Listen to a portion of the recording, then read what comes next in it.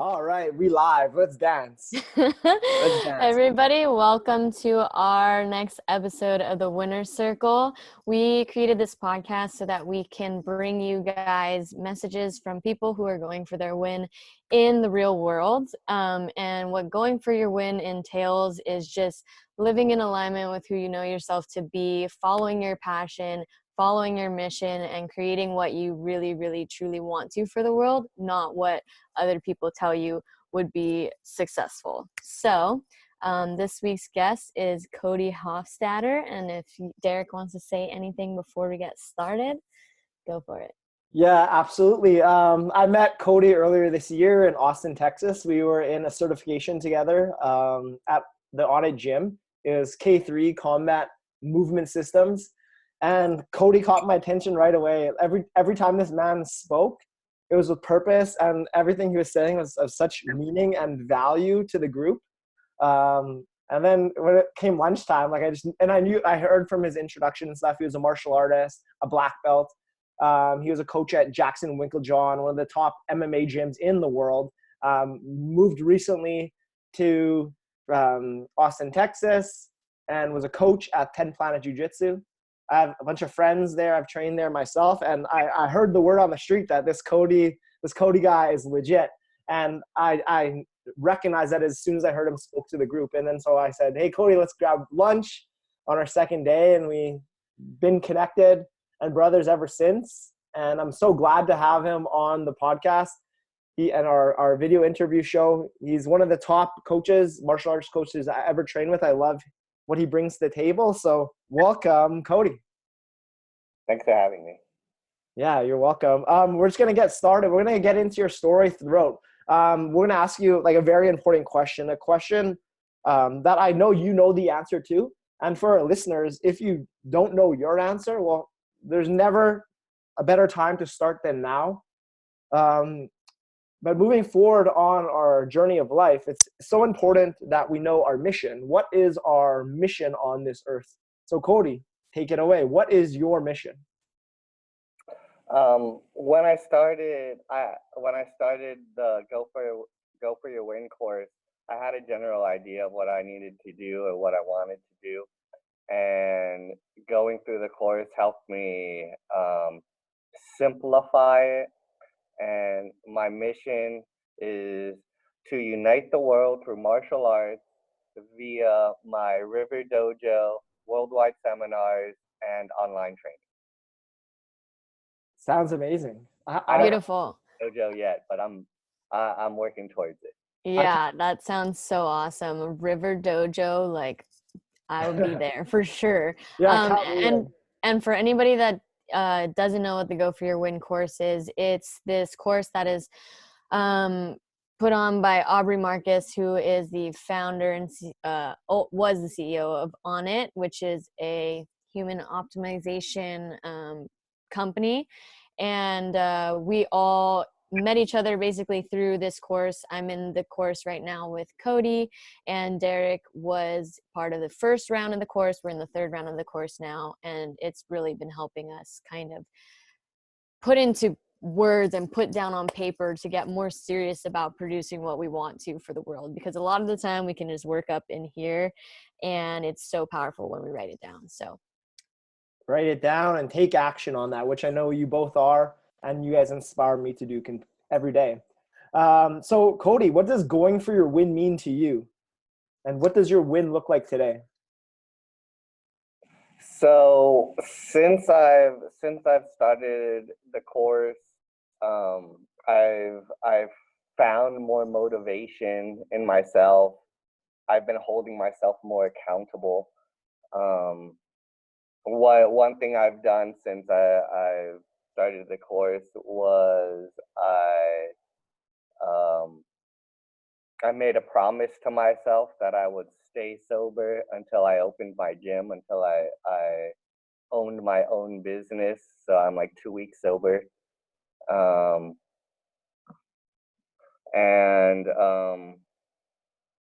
going for my win is just taking steps every day to become the person I need to be to accomplish my dreams and fulfill my potential.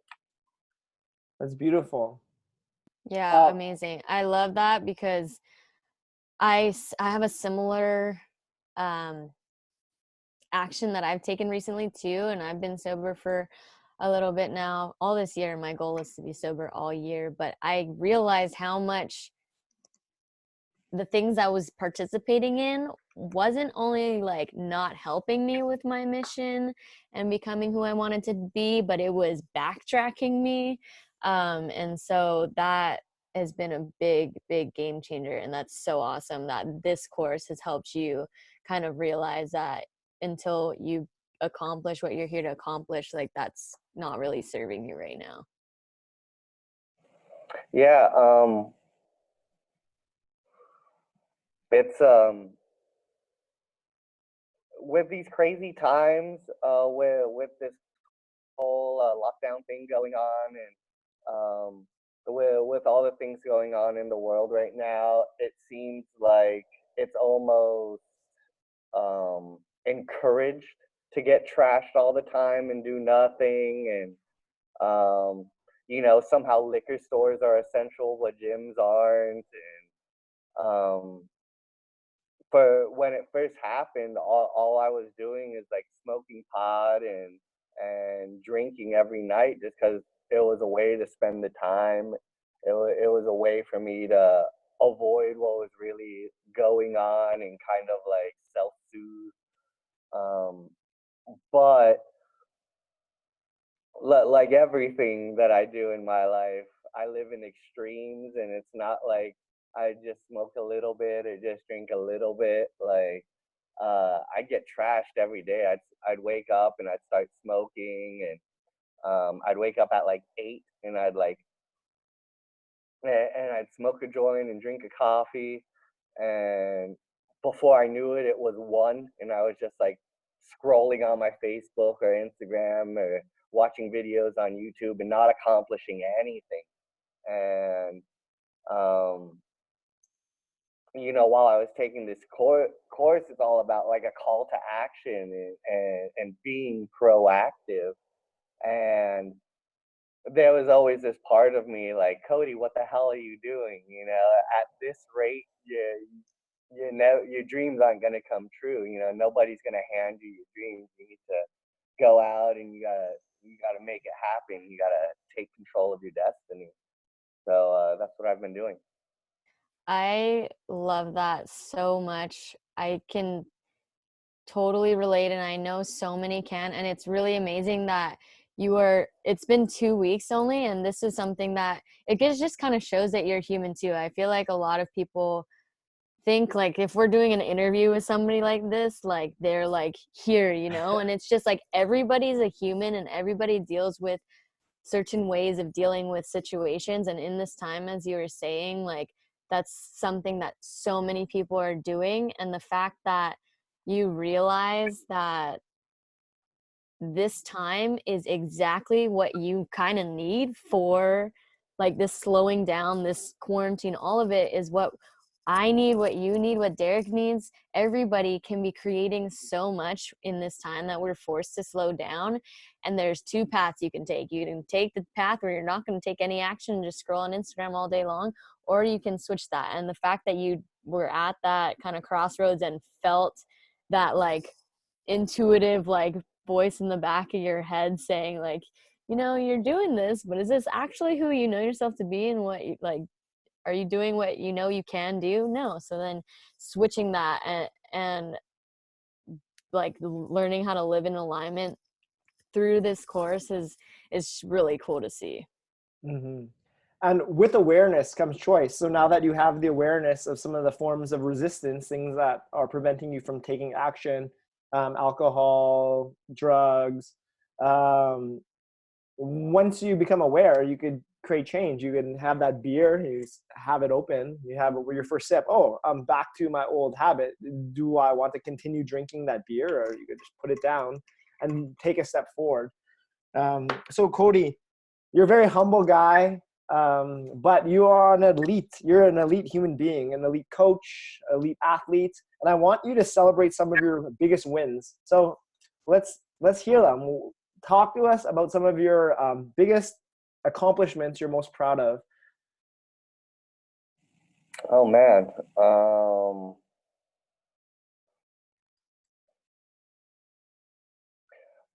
The things that I'm most proud of are my own accomplishments, but those of my students. It's one thing for me to make myself into a champion, and not that it's easy, but I think anybody with enough willpower can become a champion. But one of the true tests of my competency is if I can make somebody else into a champion. And those are the things I'm most proud of. I've made um, MMA champions, jiu-jitsu champions. Uh, I won team trophies for creating like a huge kids program, and it's so much more fulfilling to see somebody gain confidence, or um, to see somebody realize their own potential just because of something I may have said to them or helped them with. And it feels so much better when my students win something than when I win something. And those are the things I'm most proud of helping other people accomplish their dreams, and having a small part in other people's lives and improving their lives. That's beautiful. And I think, we all have experienced this where we've all accomplished a lot just for ourselves. Derek, you're a fighter too. We're all fighters, I guess. And it was amazing, working really hard and winning states and all of that, but it had nothing it had nothing on like when I started working with people, helping them fix their pain. I worked as a corrective exercise specialist and helped people with that, and it's just so much more fulfilling when you are in service of others, like that's what we're here for, human connection and being in service of others. And I just applaud you for everything that you have accomplished, because I know how much I have appreciated my coaches in my life, and the fact that you have helped so many people achieve their dreams of winning and everything is just incredible. So, Cody, you've trained with some of the top coaches in the world at Jackson Winklejohn, Greg Jackson and Mike Winklejohn. You trained with some of the top MMA athletes. They were your teammates. John Bone Jones, one of my idols, someone who I love, that is from New Mexico, Albuquerque. Diego Sanchez, the first Ultimate Fighter who first drew my interest into yoga. How did you get there? What is your origin story? How did you earn that black belt in jiu-jitsu? Tell us about the whole origin story of the hero of Cody Hoffstatter.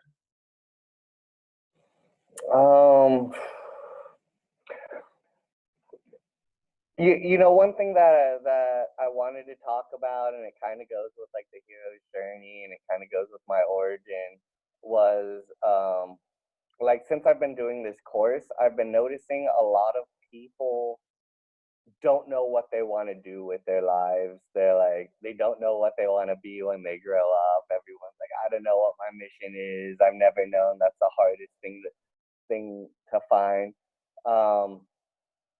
I consider myself both lucky and cursed that I've always known what my mission was since I was like 15, and that was to become a virtuoso in martial arts, to achieve more than mastery. And before I even got into jujitsu, before I even got into fighting, I was into like kung fu and karate and stuff. And after I got my black belt in karate, I thought like, okay, I achieved a significant goal. I have a black belt. Now I'm going to do what society thinks I should do. And I started going to school to be an electrician, and I thought like it would like make my parents proud, and it's what normal people do. They go to school to get a regular 9 to 5 job or whatever. And I was an electrician for a couple years, and I hated it. I wasn't very good at it, um, and I ended up quitting. But through that trade, I learned how to take my martial arts. I learned how to take my vocation seriously and think of myself as a tradesman. And I saw the amount of continuing education that was required to to remain competitive in any field. And I was a bit naive that when I started going to school, I was like, okay, I'll go to school once, I'll get I'll become an electrician, I'll get my degree, and then I'll never go to school again. And in my spare time, I'll just practice martial arts. And then when I started training with, when I started working for a master electrician, it was like, oh, you're gonna have to go to school, you're gonna have to do all these courses, you're gonna have to constantly read about the subject. And I was like, man, I don't want to read about this shit. I don't want to go to school for this. Like, I'm in over my head. What did I sign up for?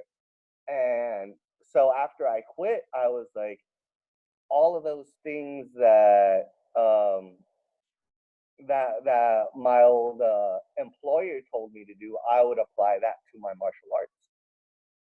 And so I really started like taking it more seriously and pursuing the best education I could find, doing any seminars I could go to, and really taking control of my own education.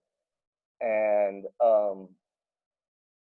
I was I was teaching in San Antonio, Texas. I was teaching Muay Thai at a jiu-jitsu gym, and I was happy. You know, I was doing what I love, but I wasn't doing it at the level that I was doing it, and I was losing my fights. And being a man of principles and virtues, like it always bothered me, like how can I teach people how to compete and fight when I can't even compete and fight and get the results I want? So I sold all my stuff, and I packed up my car, and I moved to Albuquerque to go train at Jackson. And I had never been there before. I didn't know anyone in Albuquerque. I had just like I knew about Jackson because it's the most winningest, best gym in the world. So I was like, if I want to be the best, I got to surround myself with the best. So I moved to Albuquerque, and it took a little while before I was able to support myself with my trade. So I was like working at liquor stores and just doing different stuff that I could to pay my bills. Um, and after about a year of being there, I started getting teaching opportunities. Um, when I first moved to Albuquerque, like the first day I drove into town, the first place I went was the gym. Like I had been driving for like 2 days straight, and I was all stinky. And instead of like getting a hotel, I was like, no, I'm here. I'm here to find the gym. And I started off at Wink's Gym, which is like a commercial family gym that Mike Winklejohn runs. At the time, Jackson's was an invitation-only pro gym. This was back when they had the Acoma location. Nowadays, anyone can join. They have this huge, amazing facility, and anybody who's interested in fighting can go and join their amateur classes. I didn't have that luxury. I had to work my way up. So I started training at Wink's Gym. After like a week of training there, I started teaching there. And then after a couple of months, I became the manager of that gym. That's when I started training at Jackson's. Um, Along that time, I got the opportunity to teach at Gracie Baja, Gracie Baja, New Mexico, which is an amazing team. I got my black belt from that team, from Barata and Tusa, who are amazing professors, and I learned so much from both of them, and I'm very grateful for the influence they've had on my life. And I went 2-2 while I was in Albuquerque. I had 2 wins and 2 losses, and I achieved my black belt while I was there. When I moved there, I was a brown belt. It took me 5 years to go from brown belt to black belt. And I was competing a lot, and I was always training. I even lived at Jackson's when they opened the dorms there. I lived there for a long time. Oh, the wild stories I have about that place. But after I got my black belt, I started coaching there, and I started helping a lot of the amateur fighters and some of the pro fighters as well. And I got a lot more one-on-one instruction with my coaches, with Greg, with Wink, my coach Joey Villas, someone who's amazing, my coach Alex, my striking coach. They not only taught me how to fight, but how to coach, how to be a leader. And it's strange, but after I achieved my black belt, it took me, I think, 12 years to get my black belt in jiu-jitsu. And I was in no way a hobbyist. I was competing, I was fighting, I was training multiple times a day, every day. Um, I After I got my black belt, I kind of like hit this like funk. I kind of hit this depression. I was like, what now? Like my entire adult life, I was striving for this one goal, and now that I achieved this goal, um, I was I was still having great I was still having great results with my fighters. A lot of my fighters were winning. A lot of my competitors were winning tournaments. And I was living the dream. I was coaching at the highest level. I was doing what I wanted to do, but it didn't feel right. And whenever I get in a funk, I eat a bunch of mushrooms and I go out into nature to kind of find my answers. And I had an epiphany that I needed stronger roots.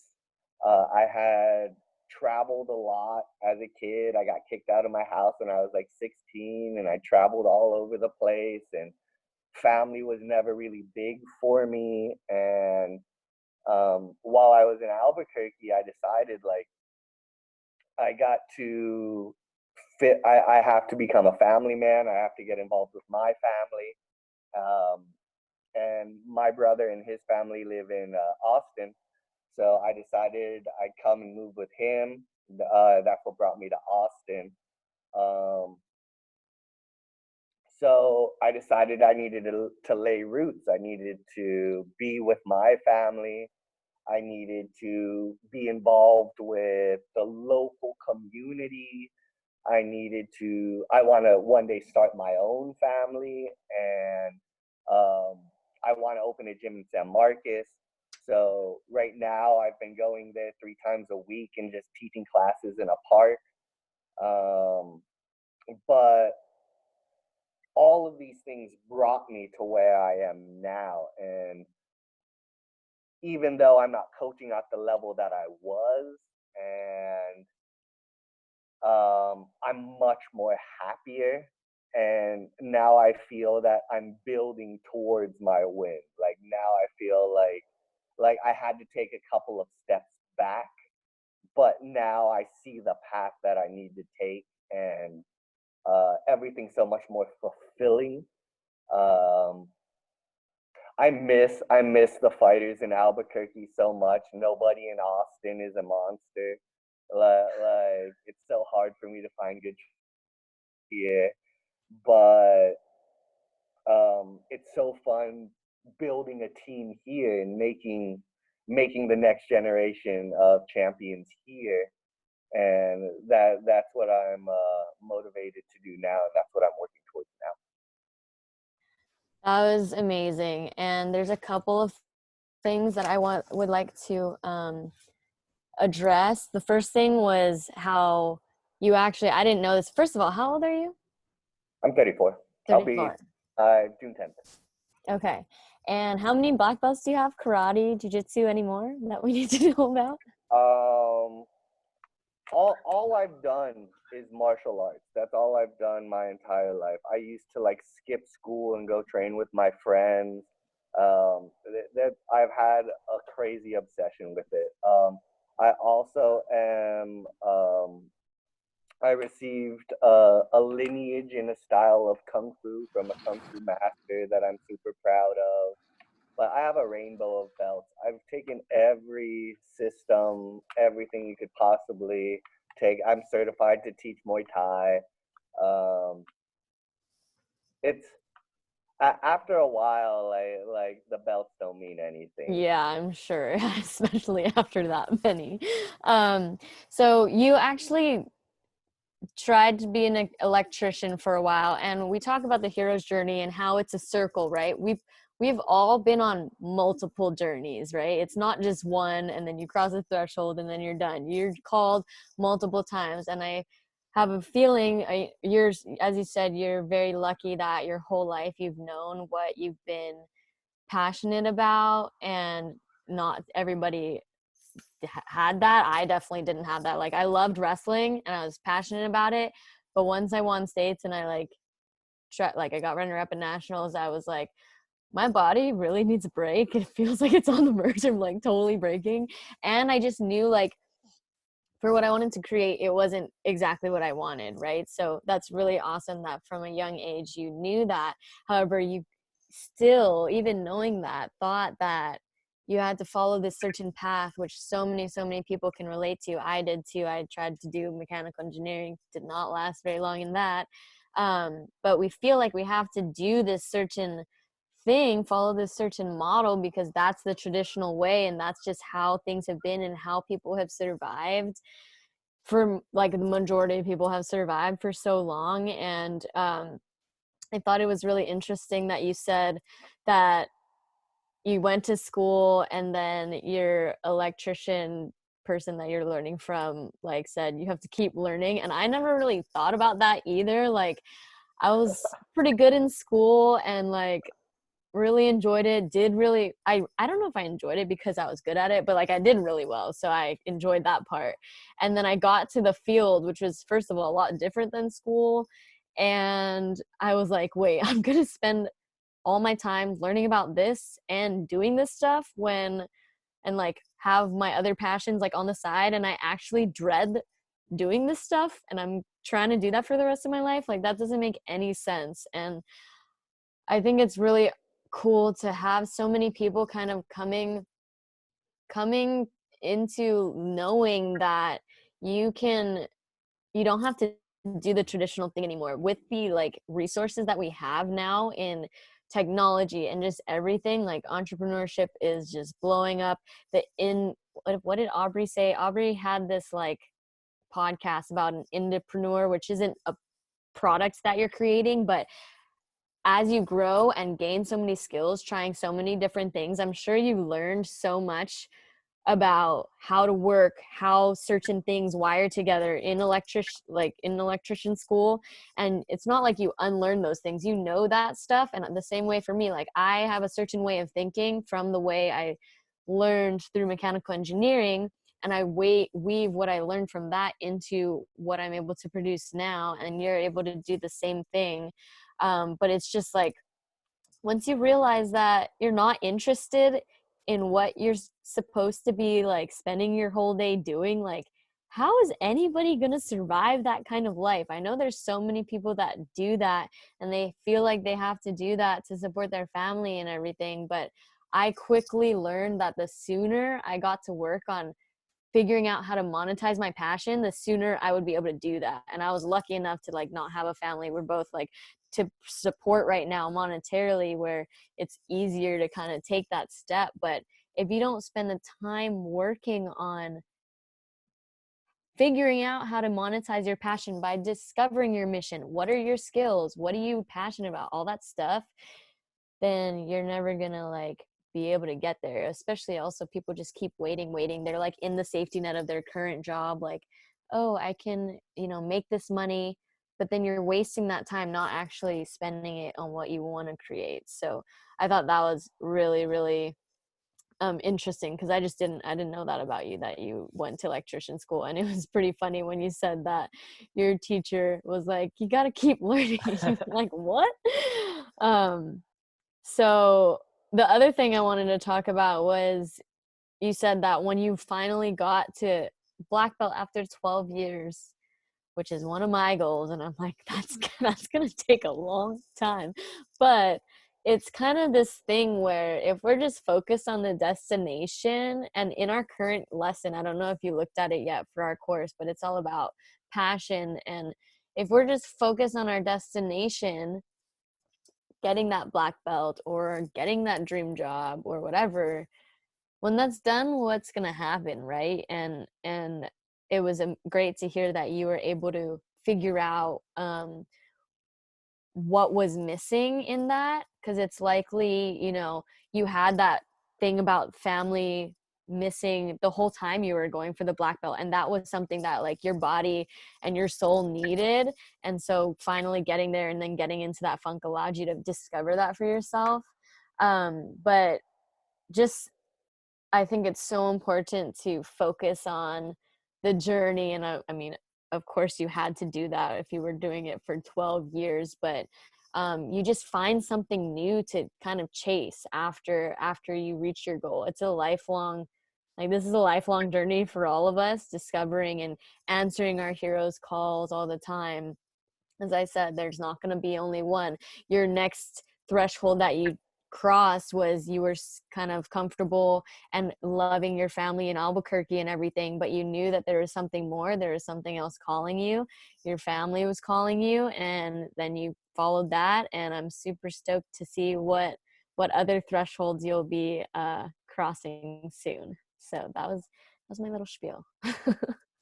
And to kind of piggyback on the first thing you said, you you'll notice that I said that me knowing my passion from a young age was both a blessing and a curse. And I really want to make everyone aware that like following your passion is harder than mediocrity. There's been so many times where I've been tested. I'm like, should I just say fuck this passion and go get a 9 to 5? Should I just succumb to mediocrity? It'll be so much easier.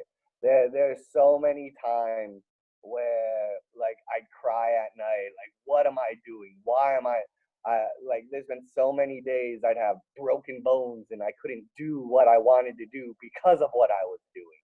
And it's not easy. It's harder. It's harder doing what you love, but it's more fulfilling. And people think like, oh, I found my passion. I have all the answers. Everything's just gonna click together, and that's not all. Like I said, it's a blessing and a curse. And there's some days where I'm like, oh my God, I'm just gonna go get an easy job. I'm gonna take the easy way out, but I can't do it. Mm-hmm. I that reminds me, I'm in this life coaching certification course, and last night we had this exact conversation where, some people's passion is to do what they're doing currently, the traditional kind of jobs that we think of. But when you have this calling and you know it, there is no other choice. Like you said, you were crying and all this stuff, and it was so hard. And there's verges of where you like were like, oh God, I don't know about this anymore. But it's not like how my mentors phrased it was, I could do that easy thing, but I would die. You know what I mean? Like die inside. It wouldn't be in alignment with who you know yourself to be and what you know you can provide other people. Like you are so knowledgeable and so talented and so inspirational in so many ways that if that wasn't being put out to the world, you yourself like wouldn't be able to handle that, right? And so that's what allows you to keep stepping up and keep playing hard and going for your win the entire time, because if you don't, like, you'll die in a different way. You know what I mean? And all along this path of process over destination, which is so important, process over destination, moving forward in the right here and now. It doesn't have to be huge steps, small steps forward always. There's been a lot of bumps for you, Cody, a lot of losses in the squared circle, in the ring, but also in life. So let's talk about what you've learned from your losses and challenges on the path, Cody.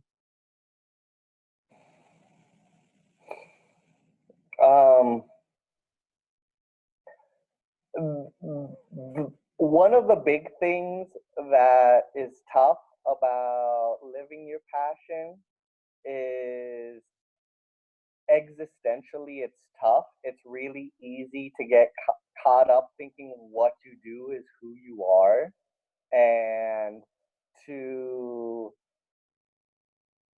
value yourself based on your results. And one day you win, you're good, and the next day you win, or the next day you lose and you're bad. And it's not true. It's not consistent. But it's really easy to get stuck in that mindset, and that's something that I had a very hard time learning. Luckily, I've had amazing teachers and mentors who have helped me. But the main thing I've learned from my losses is if you can make a mistake and learn from your mistake, then you're better off afterwards. But if you make the same mistake more than once, it's no longer a mistake. That's just you fucking up. So we need that we need our failures as an internal guidance system, as feedback to know that we have to readjust. One thing I like a lot, there's this book called Psycho-Cybernetics. It's a really good book. They've sold over like 1 million copies. But they talk about heat-seeking missiles. And you think like the plane's going and the missile's just following the plane. But that's not how it works. The missile will go in a direction until it's not going to hit the plane, and then it course corrects, and it makes mistakes and course corrects until it hits the plane. It's not following the plane, it's failing its way to victory. And I'm that heat-seeking missile, you know. I'm correcting from my mistakes, I'm learning from my mistakes, and I'm failing my way to victory.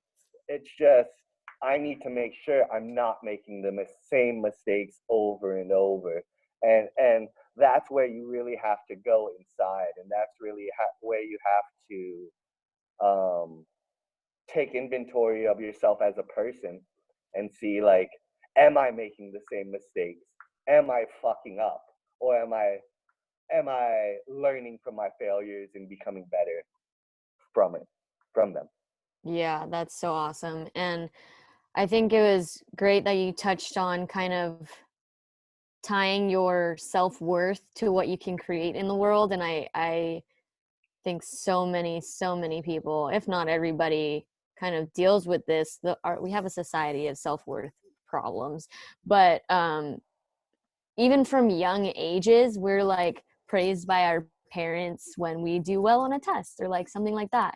And it's just crazy how much that can kind of get stuck in our psyche, and we think that if we don't produce this, we don't have that same worth. Yet we all are born with this inherent worth that no matter what we produce in life, no matter, you know, as long as we're showing up and being who we were born here to be, like, we are worthy. And I've dealt with so much of that same stuff, like working out, wrestling. I don't know how much of me like going for states was like to prove my self-worth to myself, but um the fact that you're able to kind of, especially with coaching others and probably being producing that result, like producing that result for them, you know, you're just doing the best that you can with the tools that you have, and that's all you can ask for yourself.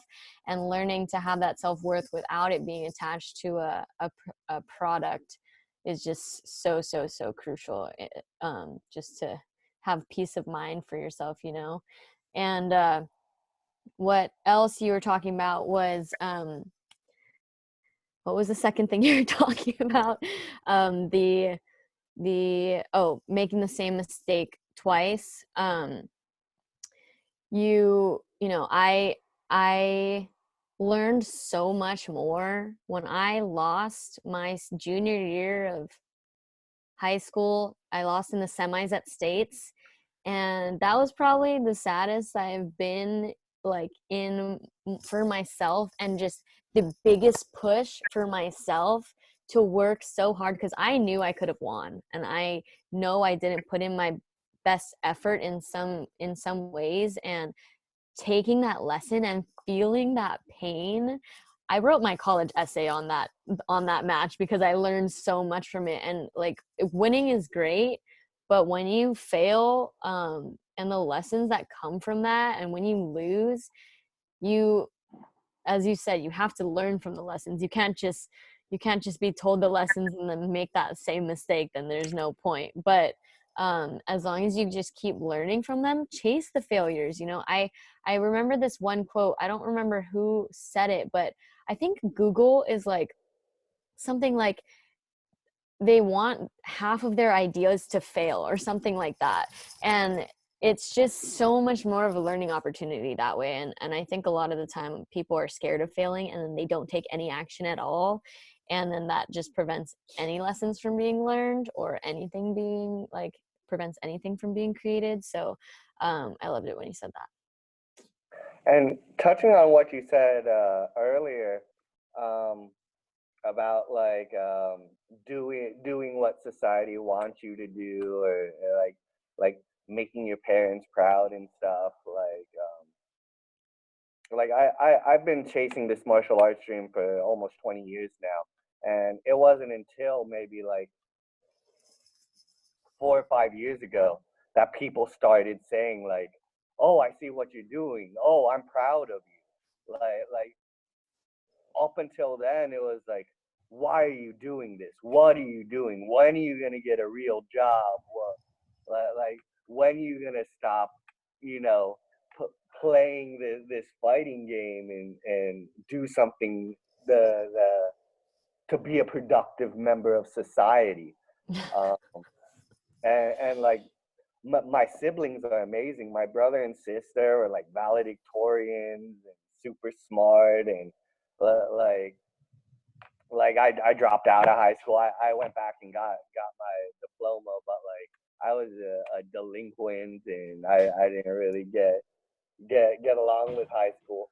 But like my brother, who has an amazing job and is an amazing man in his own right, he tells me like, "Hey, I wish I could have followed my dreams. I wish I could do what you're doing."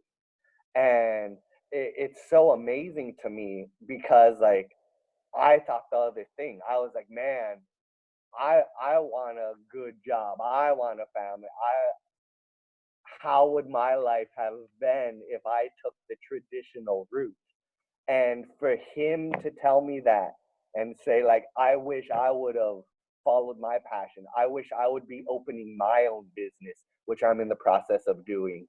And for my dad to finally tell me, like, hey, I'm proud of you for chasing your dreams and for not listening to the discouragement over the years. Like it goes back to what I was saying earlier about it's hard. It's hard to follow your dreams. It's But it's worth beautiful. it. It's totally worth So it. yeah, so beautiful. I love that. And at a foundation to all this is by just being the change. And you've done this all throughout your path, is you have been the change that you wish to see, Cody.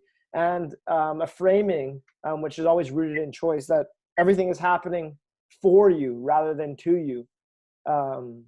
We always have that choice on what lens we put on. We have that. There's a positive way to look about things or a negative, and that's your choice.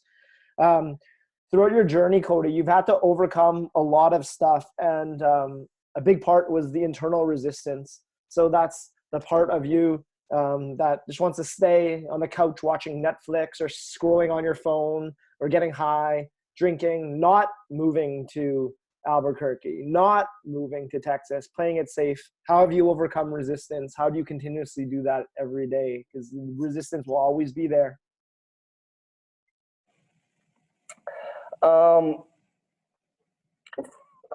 For me, it's keeping the bigger picture in mind and remembering my dreams.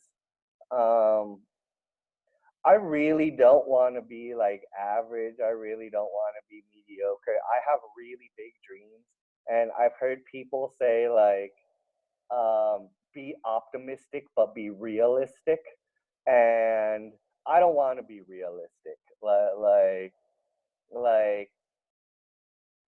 I want everything, and I'm willing to pay the price to to to achieve what I want.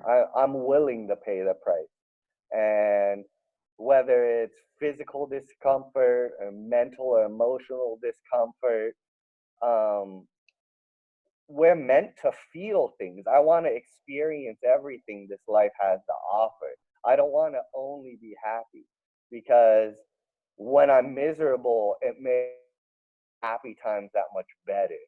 It puts things into perspective. And constantly thinking about my goals is really big, and following my intuition, following that voice inside my head that feels what I'm doing is right. It got me to where I am now, and I'm not just gonna abandon it. That intuition that I have has got me everything that I have in my life. Everything I accomplished, everything that I own, who I am is all because of martial arts. And I started it intuitively from an interest. It was like, oh, this thing is interesting. Let me pursue that. And it was very innocent, and it was kind of childish, to where it's like, oh, this thing is interesting. Let me pursue it. But I think more people need to listen to their inner child in that way. And more people need to be in touch with that intuition. And I do consider myself a very lucky person. That's one of the things that I tell myself all the time. I'm an amazing good luck generator, and getting past that resistance. It's not a lot of, luckily for my vocation, there's enough external resistance. There's enough people trying to beat me up and break my bones on a daily basis that I don't have time to go inside and be my own resistance. And I think that's important. I think as humans, as animals, there needs to be some sort of external threat. And if there's not, then we'll find an internal threat and we'll kind of self-sabotage ourselves. So having on a daily basis, knowing that I'm going, and I don't know how I decided this, but like every day I potentially could get killed. Like every day, my friends try to strangle me and break my bones and kick me in the head and knock me out. And every day I have anxiety. Like I'm driving to the gym, like, is today the day? But because I have these external stressors, I don't have the time to internally sabotage myself. I don't have that voice inside of me that's like, what's wrong with you, Cody? And overthinking things about myself. And getting, as strange as it may sound, getting concussed all the time helps me from overthinking things as well. So practice martial arts, guys. I loved what you were talking about intuition, because as you said, like, so many people are not in tune with, first of all, their inner child and what that person needs in their heart, and their body's innate wisdom and their spiritual wisdom. Like, I truly believe that we are divine beings. Like, I think for us to be in this course and to be doing what we're doing, I think we have to kind of feel that. And like, our bodies, and how you talked about feeling in your body, like, our bodies have evolved over thousands and thousands of years to have this like innate wisdom where we feel sensations because our body is trying to tell us something. Like, we feel a gut feeling because our bodies know something is right or is wrong for us. Yet all these like negotiations that we have in our minds, like, all of that has been learned. We didn't have that when we were babies. We were toddlers running around. All we were worried about was having a great time, and we would only cry if we like got physically hurt, you know what I mean? Or if you dealt with something else that was emotionally hard. That's different. But what we're born with is that desire for bliss and, you know, body sensations. All the stuff that we deal with in our minds has been like, and most of it is a lot of the time negative, is just stuff we've learned. And when you can strip that away and start listening to your intuition, what does your body want to do? What sets your soul on fire? Like, following that is just such a game changer. And for me, like, I had no connection to my intuition, maybe dealt with like some gut feeling sometimes, but the more that I've been just kind of like meditating or trying to find those times where I can listen to my body, you know, the voice gets louder and louder, and through our lives we've quieted it, and then our mind gets crazy. But the more you try to listen and ask it like yourself questions, the more that you can get in tune with that. So that's really cool that you've kind of been listening to that for a long time, and you're here now through all of those decisions that you were able to make by listening to your intuition. And Cody, you mentioned something that this was all because of the martial arts, but I just want to just like clarify something. I don't believe that to be the case. I think this was all because of you. And this is something I used to say, Bikram yoga saved my life. And then I was at a training in Costa Rica, and I was talking to my teacher about this, and he said, Bikram yoga didn't save your life. You saved your life. And it was like a light bulb went off. And like, yeah, it was me that saved my life. It was me that showed up day after day after day for 365 days. It was me that didn't storm out that room, that didn't quit, that ate properly, that hydrated properly. So I just want to give you credit, Cody. Is martial arts was a huge tool that helped you there, but it was you. It was you that kept on showing up day after day after day. And I think Taha would agree with me on that. Yeah, and just the fact that you said like you constantly consider yourself like a good luck generator.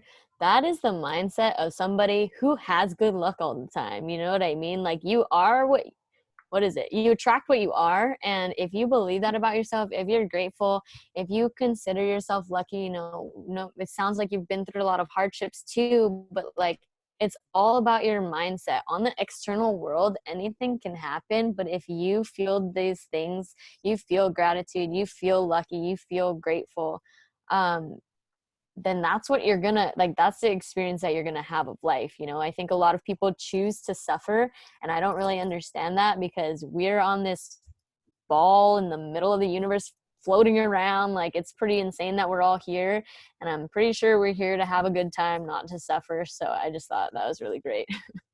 Mm-hmm. So Cody, you've mentioned a few mentors you've had along the way. Mike Winklejohn, and I know your your old kung fu sensei was a huge influence in your life. Just talk to us about some of your mentors and helpers along your way and how they impacted you on your journey.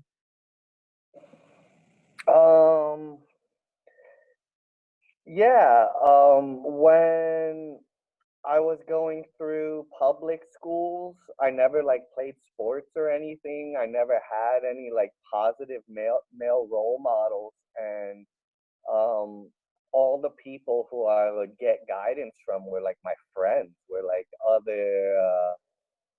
uh other dumbass kids like myself. And when I started pursuing the martial arts, I started surrounding myself with strong men, um, with people who showed me what it meant to have character, the importance of honesty and hard work, and um, you know, I owe something to everyone who's ever taught me anything. Um, I learned a lot from Wink. He was huge in learning how to not only be a fighter but a businessman as well as a family man. Um, I learned so much from my professor Tusa about being a leader, about how someone should lead. Um, my Sifu, my kung fu teacher, I'm forever in debt to his lessons. Um, it's a really strange story with him because while I was in Albuquerque, I met him, and I wasn't supposed to be able to learn from him. And this is something he would tell me all the time. He was a master who learned only from masters. And there's a really strict lineage in some styles of Kung Fu. I've heard my friends say it's similar with classical music, where if you're not of a certain social status, that you won't be able to learn from a certain teacher. If you're not educated enough, if you're not rich enough, if you don't meet a certain criteria, if you're not from an established family, you don't get to learn from this teacher. And my teacher used to tell me that all the time. He was like, "You're really lucky I'm teaching you. I only teach college educated students. I would never teach a street dog like you. I don't even know if my lessons, you can comprehend them or not. I don't know if I'm wasting my time teaching you. I'm going to try my best to teach you. But if you learn it or not, that's on you." And all the time when I'd learn from him, I would tell him, like, "I don't comprehend the things you're telling me. Can you make it easier? Can you dumb it down for me?" And he would say, "No, either you come up to my level or you don't get it." And for a lot of people listening, that may seem harsh, but I'm so grateful to have the opportunity to learn from a man of his lineage. And um, he passed away when I was learning from him, and it's still heavy on my heart, and I still miss him every day. But he taught me, he gave me a classical education. He taught me what it was to really be educated. And in addition to being like an amazing person, he was like a Green Beret, he was a killer of killers, he was a college professor, he was a Zen master, he had like all of these accolades. Um, he I would go to his house every day, and we would train one on one, and he would beat me up for like an hour, and then he was an old man and he was sick, and after he got tired of beating me up, we'd sit and we'd talk about philosophy, or we'd play chess, or we'd paint. And he was always telling me about, like, you need to be less of a jock. You need to learn the arts. You need to learn another language. You need to play instruments. All of these things will make you a better fighter. And at the time, I didn't realize the depth of the knowledge and the lessons he was teaching me. But as the years go on, I remember every lesson he ever taught me, and I remember everything he ever said to me. And he planted seeds in me that are just now growing, that I'm just now starting to comprehend, I think. But there's so much depth to his teachings that just being exposed to a human being at that level who lived at that vibration rubbed off on me. And I'm forever grateful, because through his lineage, I have a higher vibration to share with my students, and I have a better lineage to share for my students. And I hope to one day I can fill his shoes. Well, you're in the process, Cody. What was your Sifu's name? John Behilidol. Okay. Yeah, that was beautiful. Thanks for sharing that. So from all the stuff you've learned from your Sifu, the black belts at Gracie Baja, Greg Jackson, Mike Wigglejohn, what have they taught you on how to be a good helper and mentor yourself to others? How do you pay it forth? What are your top strategies at being a good coach? So the first martial arts book I ever read was Bruce Lee's The Tao of Jeet Kune Do. And he says to, what is it? To, like, I can't remember the exact quote, Absorb what but is useful. like, learn a little bit of from everyone, absorb what is useful, reject what is useless, and add what is essentially your own. Yeah. Is something like that. Yeah. And I've done that my entire life. So every time I meet somebody, I've tried to take the things that I like most about them, and I try to leave the things that I dislike about them. And I try to apply the lesson uniquely to my life. And so, even though I had all of these amazing coaches, the best in the world, I purposefully sought out, the best in the world. More importantly, it wasn't one thing that they told me. It was me watching them as a person, liking things, characteristics, personality traits, recognizing things that they did that I liked and that resonated with me, and also realizing and bringing awareness to things that they did that maybe didn't serve them or didn't serve me. And it's just been a process of surrounding myself with the best quality of people that I can find,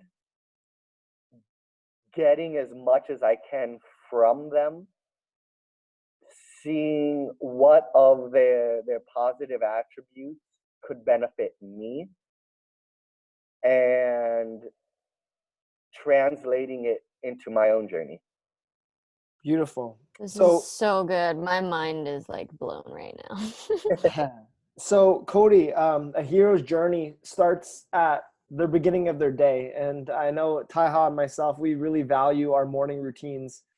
Could you walk us through what your morning routine looks like, and what are some tools you use throughout the day to help maintain your balance? Because I know it's just not only martial arts for you. There's importance of cultivating balance. So how do you start your day, and how do you maintain that balance throughout the day? And just bring us up right to the end of your day. How does that unwind your day? So just your self-care practices all throughout the day, from morning to night.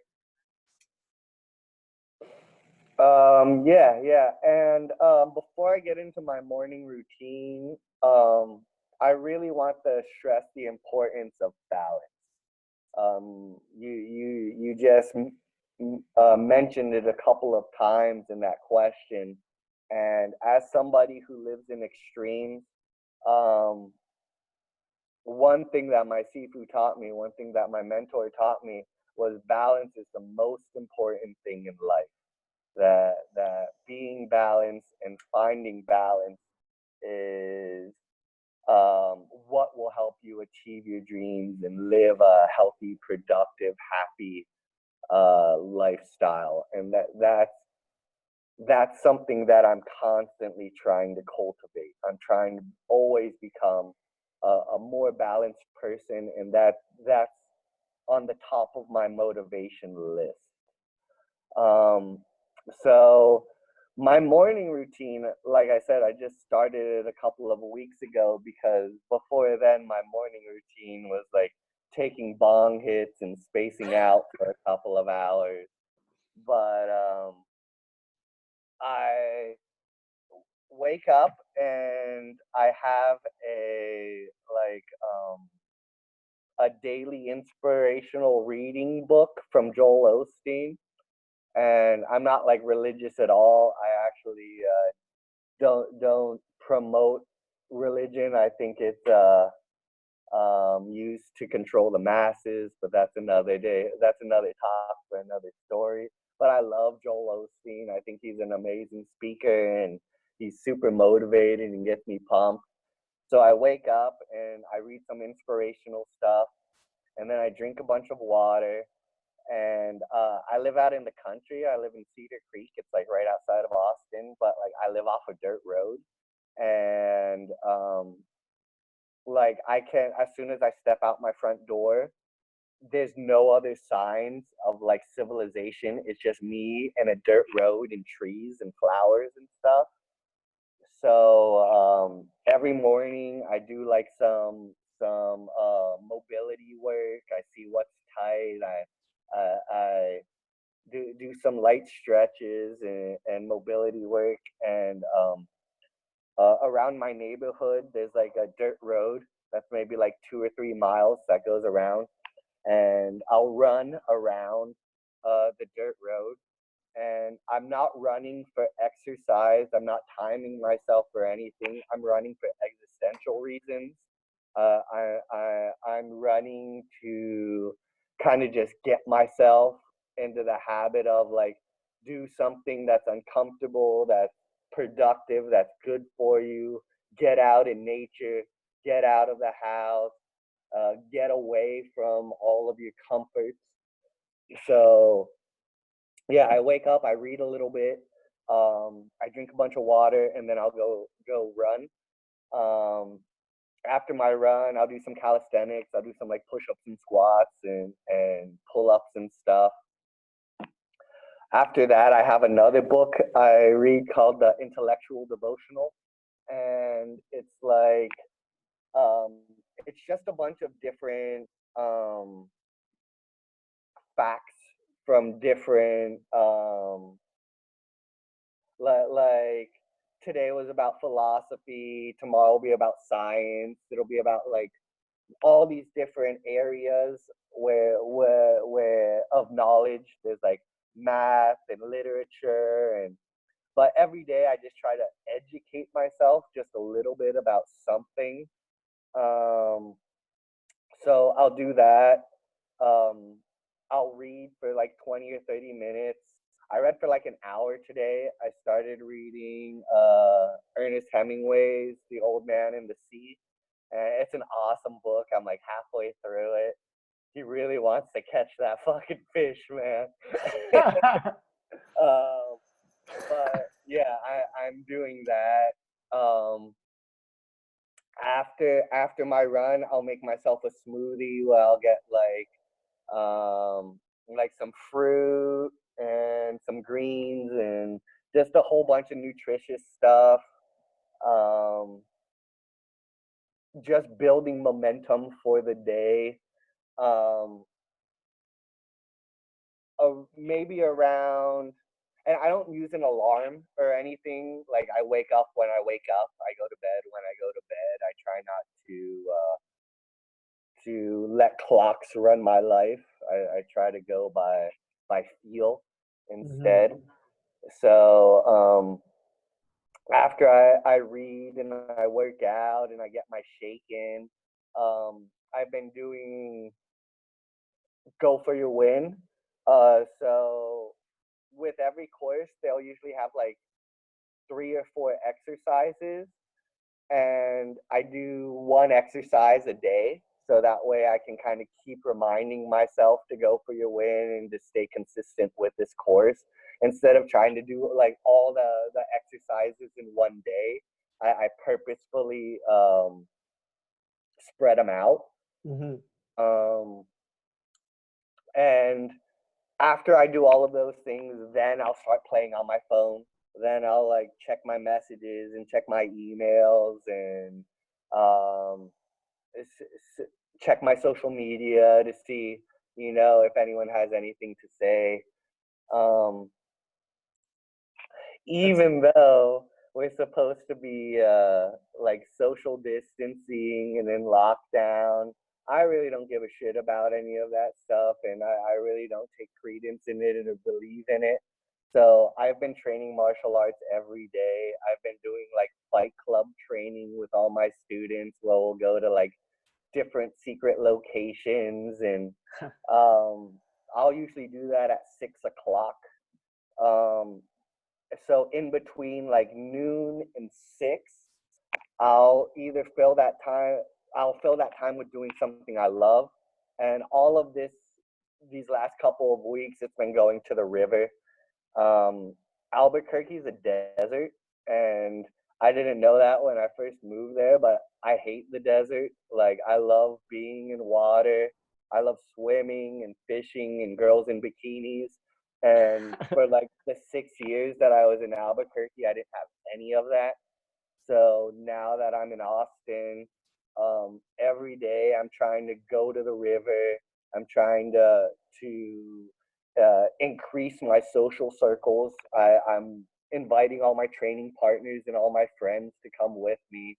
We've been like jumping off rope swings and jumping off bridges and going paddle boarding. And so morning routine, get in water, kick a bunch of ass, and then it's like eat dinner and go to bed. Beautiful. So we end our interviews with a few questions, a couple from Taiha and a couple from myself that we ask to each and every guest. So we're at that point now. Taiha, what are your foundational questions you have here for Cody? Oh, you're on mute. That would be good to change. I just said that was really beautiful, and this has been an amazing podcast so far. I've learned so much, and your messages are just really insightful, and I've really appreciated them. To someone who has just taken the leap to leave the traditional career model and follow their passion, what would be your biggest piece of advice? Suffer well. I think from what we've talked about already on this call, we all know how easy in a certain sense it would be to follow mediocrity and follow the traditional career model. But the suffering that we go through to actually follow our passion is a suffering we don't necessarily want to experience, but we know that we kind of have to experience to live the life that we want to. So very well said and concise. I like it. All right, last one for me. In 3 words, how would you describe the experience you're having on this earth? 3 words. Or a phrase if you want to do that.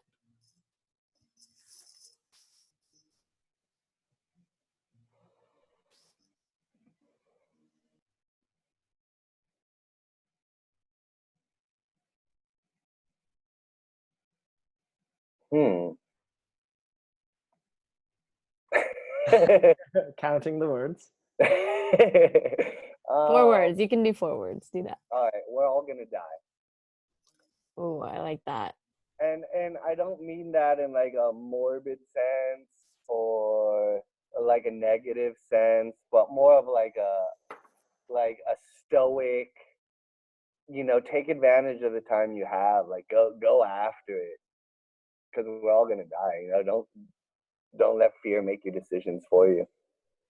And and we don't know when that time is gonna come. That time could come just like that. As I had learned with my brain injury and then my car accident, about a year and a bit later, like you never know when your time has come. So it's appreciate and bring awareness to the now, and you move forward or you don't. And Cody, you've been moving forward this whole time, brother. So you've been moving forward till now, and you're gonna keep on moving forward on that process of your win. And now you're 85 years old. What kind of legacy have you left behind at 85, and what does your life look like at that age?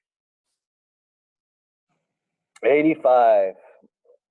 So by that time, I will have established multiple river dojos. I'll be living in Okinawa, because I plan on living like to like 150 or something.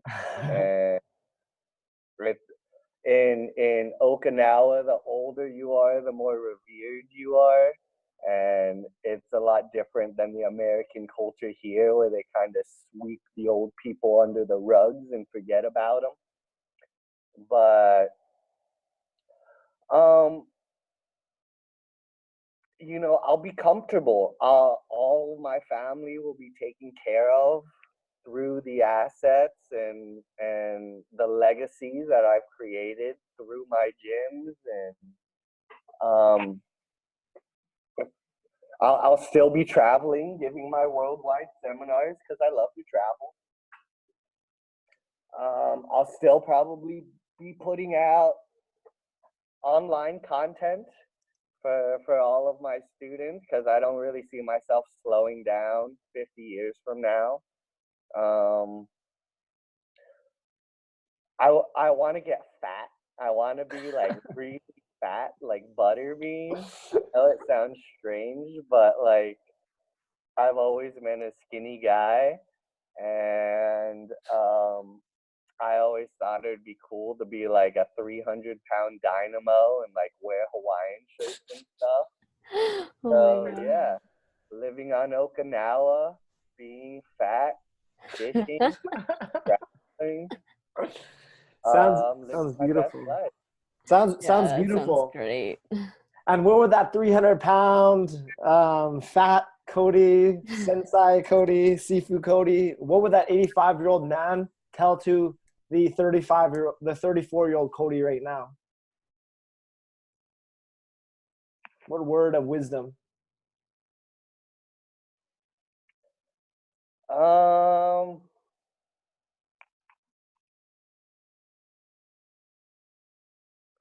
Probably not to be so hard on myself. Like in striving for greatness, even if I take 10 steps in a day, I'm like, why didn't you take 12? So just making sure I'm appreciative of moving forward and not rushing myself or missing the experience. Enjoying the process. So Taha and I really believe in the poignancy and the importance of challenges, especially to keep us accountable. So we'd like to challenge our viewers or listeners to a 7-day challenge after every episode. So the floor is yours, Cody. What 7-day challenge would you like to offer our listeners that you think would benefit them over the next week? 7-day challenge. I would want to pick something that would be simple and yet significant.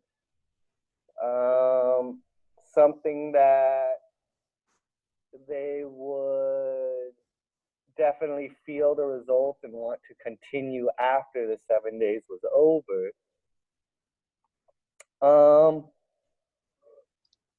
I'd say something like I challenge everybody to hydrate first thing in the morning. Perfect. That's an easy win, and that's a great way to get momentum for your other stuff that you have going on for the day. So thank you for that beautiful answer. We challenge our audience, morning hydration, first thing in the morning. So to close, first I just want to say, what's up, Oprah? I'll be seeing you sometime soon.